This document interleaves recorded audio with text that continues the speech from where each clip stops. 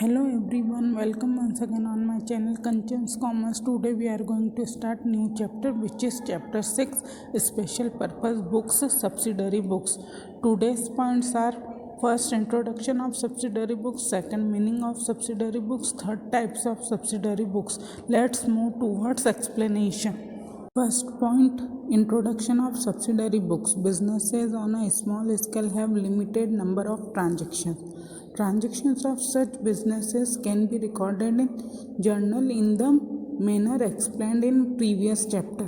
But when the business is on a large scale, recording of all business dealings in a journal may lead to lot of difficulties and errors.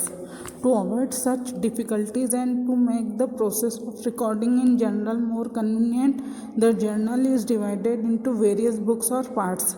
It is called subsidiary books.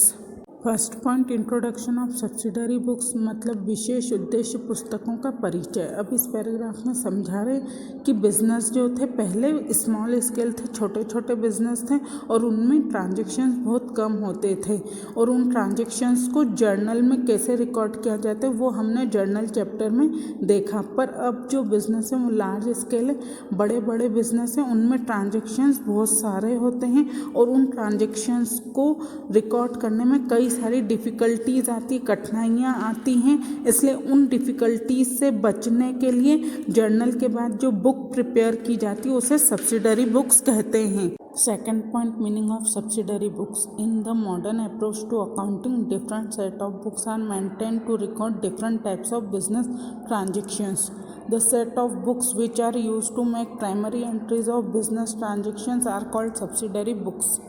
Second point, meaning of subsidiary books मतलब विशेष उद्देश्य पुस्तकों का अर्थ। अब यहाँ पर इस paragraph में समझा रहे हैं कि अकाउंटिंग की जो मॉडर्न अप्रोच है उसमें जितने भी different types of business transactions होते हैं उन्हें रिकॉर्ड करने के लिए एक सेट ऑफ बुक्स मेंटेन किया जाता है, उसे हम सब्सिडरी बुक्स कहते हैं। Third point, types of subsidiary books. First, cash book; second, purchase book; third, sales book; fourth, purchase return book; fifth, sales return book; sixth, journal proper. Third point, types of subsidiary books मतलब विशेष उद्देश्य पुस्तकों के प्रकार। अब इसमें different types of books prepare की जाती है। फर्स्ट बुक दी है कैश बुक।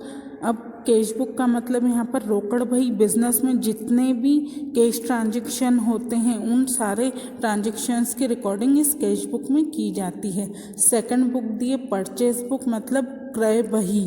अब यहाँ पर जितनी भी क्रेडिट परचेस है मतलब उधारी में खरीदे गए गुड्स की रिकॉर्डिंग यहाँ पर की जाती है। थर्ड बुक सेल्स बुक मतलब विक्रय बही। यहाँ पर जितनी भी क्रेडिट सेल्स है मतलब उधारी में बेचे गए गुड्स की रिकॉर्डिंग की जाती है। Fourth book purchase return book मतलब क्रय वापसी बही। यहाँ पर जितना भी खरीदा हुआ माल वापस आता है, खरीदा हुआ गुड्स वापस आता है, उसकी रिकॉर्डिंग की जाती है। Fifth book sales return book मतलब विक्रय वापसी बही। यहाँ पर जितना भी बेचा हुआ गुड्स रिटर्न आता है, वापस आता है, उसकी रिकॉर्डिंग की जाती है इस बुक में। Sixth book journal proper. Business में जितने भी अदर ट्रांजैक्शंस होते हैं जैसे असेट्स परचेस या क्रेडिटर को पेमेंट, इस तरह के ट्रांजैक्शंस की रिकॉर्डिंग इस बुक में की जाती है। नेक्स्ट हेडिंग है फॉर कैश ट्रांजैक्शंस, जिसके लिए कैश बुक बनाई जाती है। अब इसमें भी 4 टाइप्स की कैश बुक होती है। फर्स्ट, सिंपल कैश बुक जिसमें सिर्फ एक ही अमाउंट का कॉलम होता है।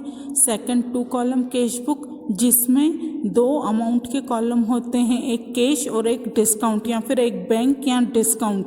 फिर थर्ड होता है 3 कॉलम कैश बुक जिसमें कैश, बैंक और डिस्काउंट तीनों कॉलम होते हैं। फिर पेटी कैश बुक होता है जिसमें हम अदर एक्सपेंसेस लिखते हैं। नेक्स्ट हेडिंग है फॉर नॉन कैश ट्रांजेक्शन्स मतलब ऐसे ट्रांजेक्शन्स जिसमें कैश का लेन देन नहीं हुआ है, मतलब वो उधारी के ट्रांजेक्शन्स हैं, उसमें भी अलग अलग बुक बनाई जाती है। सबसे पहले परचेज बुक जिसमें सारी क्रेडिट परचेसेस रिकॉर्ड की जाती है, मतलब उधारी में खरीदे हुए माल की रिकॉर्डिंग होती है।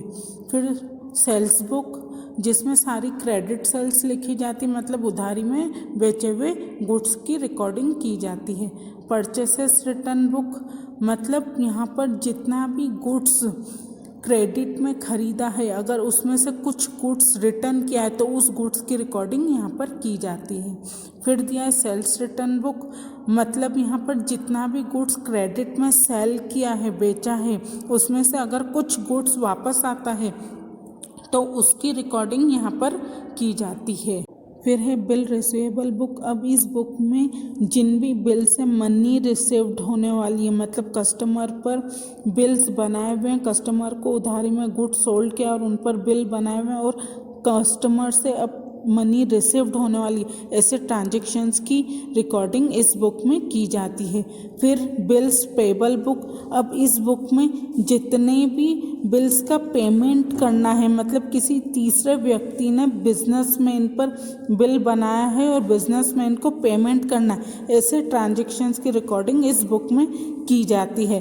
फिर है जर्नल प्रॉपर। इसमें वो सारे ट्रांजेक्शन्स की रिकॉर्डिंग की जाती है जो किसी दूसरी बुक में नहीं होते हैं। Students, I hope you have understood all these points. We will meet in the next video with the further points of this chapter. Like, share and subscribe my channel. Thank you.